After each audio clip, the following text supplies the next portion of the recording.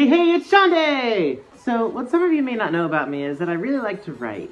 So, I've liked writing for a really long time, like since I was a kid. I always enjoyed writing this, little stories and different like scenarios and making up characters. It was always a lot of fun to me.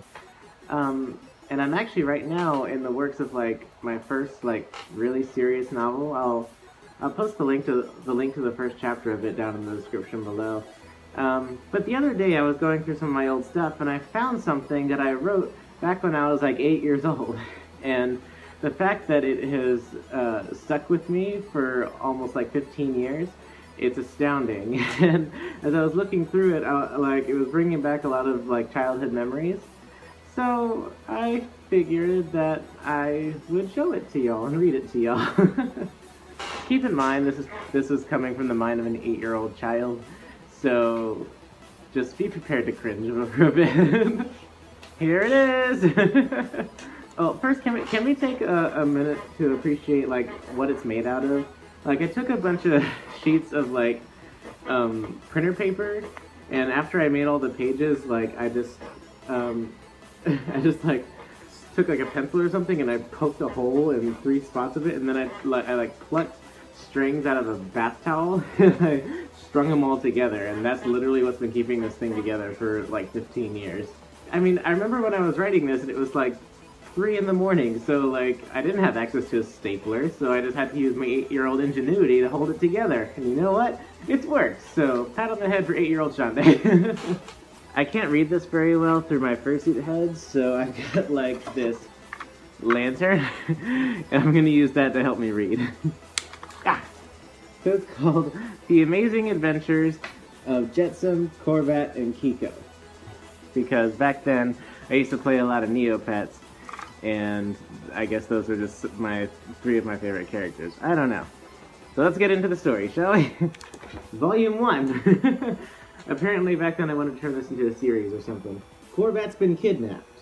Once upon, spelled A-P-O-N, a time in Neopia, there were 3 Neopets who were as thick as thieves, meaning that they were the best of friends. That sounds really familiar. Like I'm pretty sure back then I like ripped that off from another book I was reading or something, so plagiarism! They were a Jetsam, a Corvat, and a Kiko. One day they went out for a stroll. That's it, there's no other context to that, they just went on a stroll. What did they see on the stroll? Did they see a fire-breathing dragon? Did they find Amelia Earhart? Did they see a transvestite hooker? We'll never know. One night, Jetsam heard something that sounded like Corvat screaming. Jetsam immediately went to investigate.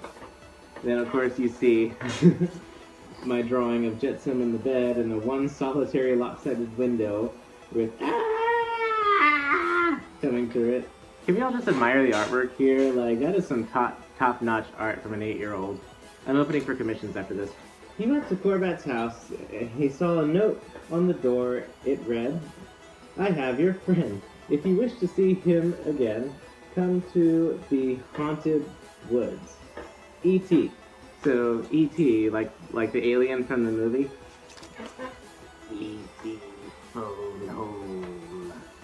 Kiko, wake up! Someone kidnapped Corvat! Come on, we have to save him! Jetsam yelled while pummeling Kiko's door. Oh my god, the house I drew is so lopsided, like, I would really fail as an architect. Jetsam, do you know what time it is? What's going on? Kiko asked. I mean, Jetsam just told him what happened. He was shouting it at the door. Jetsam replied, Corvat's been kidnapped by someone named E.T. What? Well, we've got to save him.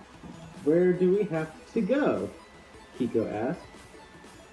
Haunted forest, Jetsam said. Well, come on, Kiko said.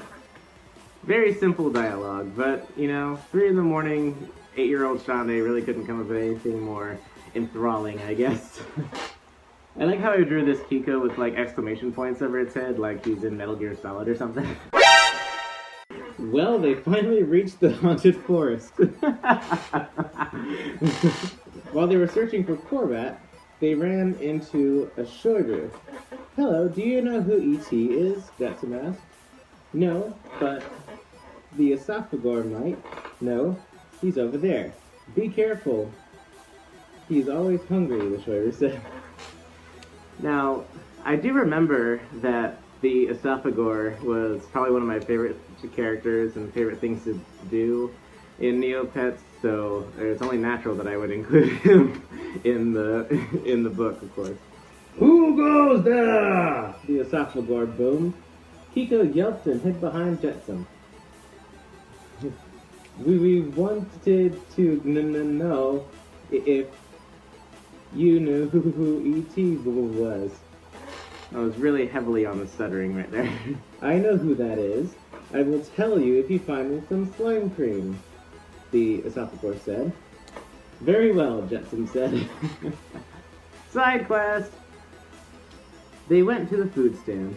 Do you have any slime cream?" Kiko asked. 5 Neo points." "Okay," Kiko said. They went back to the esophagus. "Do you have the food?" the esophagus asked. Yes, here," Jetsam said, still with the stuttering. Apologies for the light shining at you, I can't read without it. "Thank you very much," he said as he ate the slime cream in one gulp. "Let's see. E.T. is none other than Elif Fade. He lives in the castle over there." "Thanks, esophagus," Jetsam called.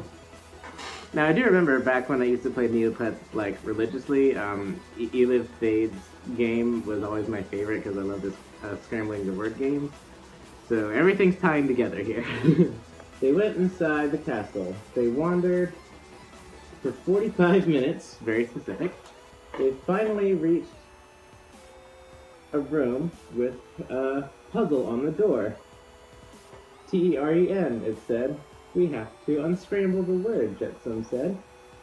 Jetsam thought for a moment, then arranged the letters until it read enter, and the lock clicked open. No, my flashlight died! This is gonna be a struggle. The lock clicked open. They went inside. After several doors like this, they finally reached one that read, writing's getting really small, but it's Elif Fade, all scrambled up. Jetsam had it down in no time at all. Elif Fade.